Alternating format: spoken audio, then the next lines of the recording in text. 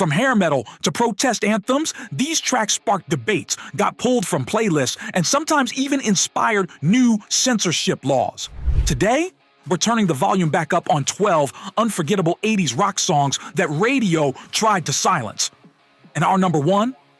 It caused such an uproar that it helped launch the parental advisory sticker you still see on albums today. Number 12, Relax by Frankie Goes to Hollywood.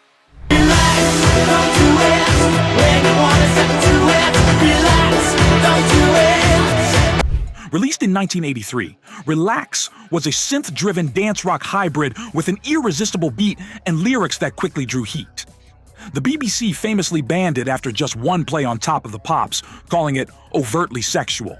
That ban turned into the best marketing the band could ask for, with the song shooting to number 1 in the UK and becoming an 80s icon of defiance.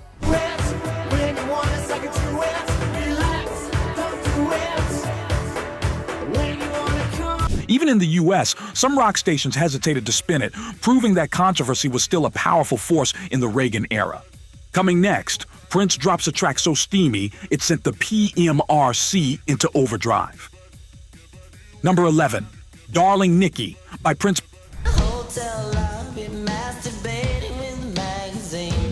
Prince's Purple Rain soundtrack was already a cultural earthquake, but Darling Nikki lit the fuse for a new censorship war. Its explicit tale of a sexual encounter, complete with the now infamous opening line about a magazine, scandalized parents and politicians. She said, how'd you like to waste some time? And I could not resist when the song. Tipper Gore, wife of then Senator Al Gore, cited it as Exhibit A in her fight for warning labels on albums. So many devices, everything that money could buy. Some US stations refused to play it, but the backlash only cemented Prince as the era's master of pushing boundaries. Next, Twisted Sister's rallying cry for rebellion that parents hated. Number 10, We're Not Gonna Take It by Twisted Sister.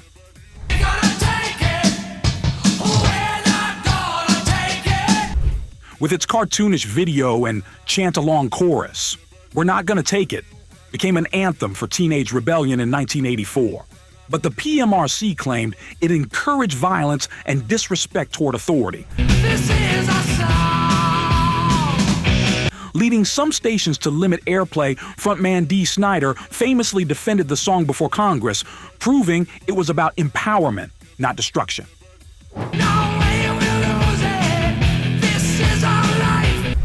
Ironically, the controversy boosted its popularity, turning it into one of the defining rock singles of the decade. Number 9, Suicide Solution by Ozzy Osbourne.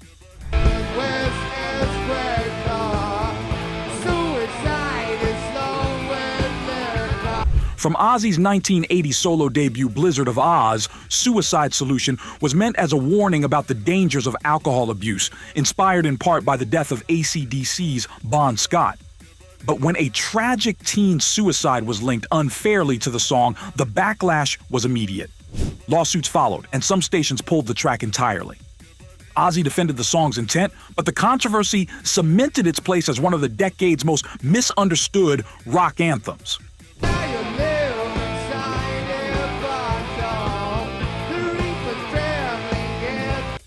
Coming next, Madonna takes MTV by storm with a song that had radio sweating.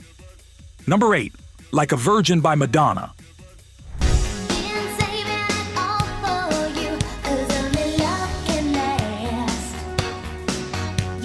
In 1984, Madonna blurred the line between pop and rock with Like a Virgin, and the reaction was explosive. The title alone had conservative groups calling for bans, while the provocative MTV performance at the first Video Music Awards sent shockwaves through living rooms. Some rock-leaning stations refused to air it, claiming it was unsuitable for younger audiences.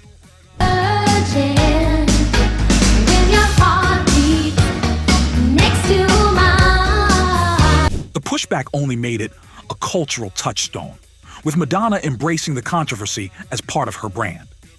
Next, Def Leppard delivers a slow-burning rocker that raised more than a few eyebrows.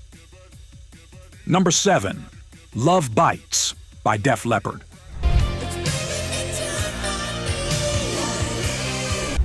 This 1987 power ballad from Hysteria became a global hit, but its sensual lyrics had some stations in the Bible Belt nervous. While it's tame by modern standards, the intimate imagery was enough for a handful of programmers to keep it off daytime rotation.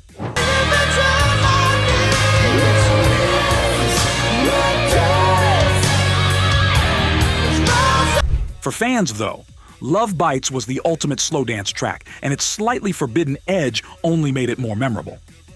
Number 6, Born in the USA by Bruce Springsteen.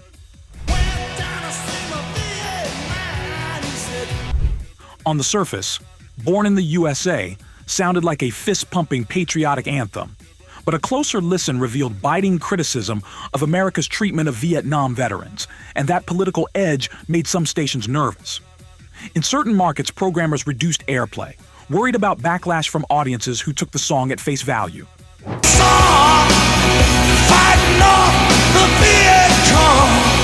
Ironically, the misunderstanding only amplified its reach, turning it into both a rallying cry and a protest song, depending on who was listening. Coming next, Guns N' Roses push boundaries with a track that's still debated today. Number 5, One in a Million by Guns N' Roses. You know we tried to reach you, but you were much too high. Originally released in 1988, One in a Million caused immediate outrage for its offensive language and controversial themes. Critics accused the song of racism, homophobia, and xenophobia, while Axl Rose claimed it reflected his own past ignorance and culture shock. It's so easy when everybody's trying to please me. So easy. Many radio stations refused to play it at all, and even decades later, it remains one of the band's most polarizing tracks. The uproar solidified its place in the Songs Radio Didn't Want You to Hear Hall of Fame. Next, a legendary collaboration delivers a message wrapped in groove, but with tension underneath. Number 4, Under Pressure by Queen and David Bowie.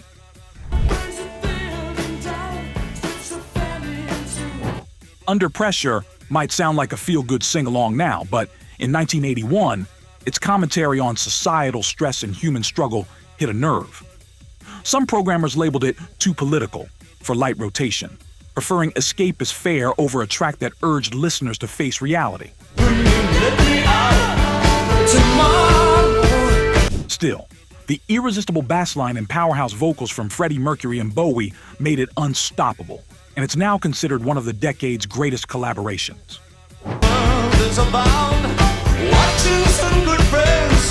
Number 3, We Don't Need No Education by Pink Floyd released. Teachers leave their kids alone. As part of another Brick in the Wall, Part 2, in 1979 and dominating airwaves into the early 80s, this anthem struck fear into school boards and conservative groups.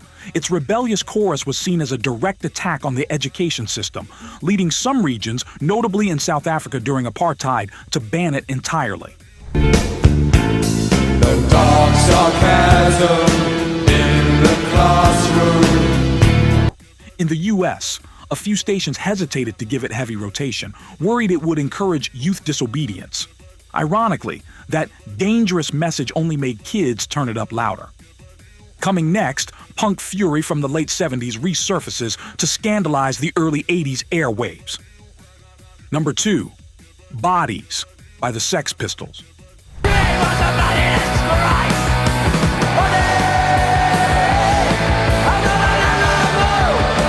Originally released in 1977, Bodies shocked listeners with its unflinching depiction of abortion. When punk nostalgia kicked in during the early 80s, some rock stations tried reintroducing it, only to face the same outrage all over again.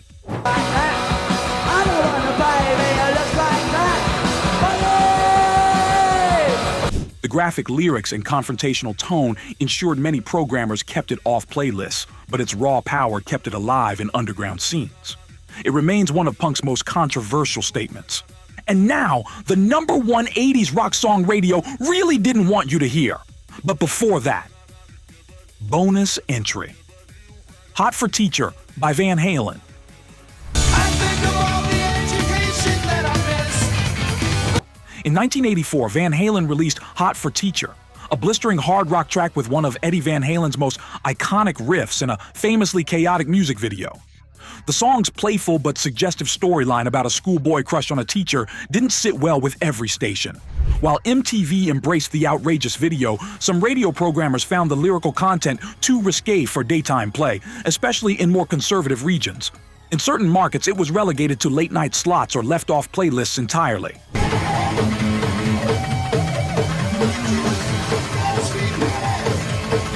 Of course, the controversy only helped cement its status as one of Van Halen's most memorable hits, with David Lee Roth's over-the-top delivery turning it into a rock and roll wink at authority.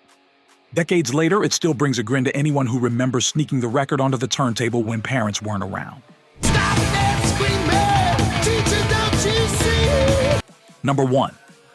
You Shook Me All Night Long by AC/DC.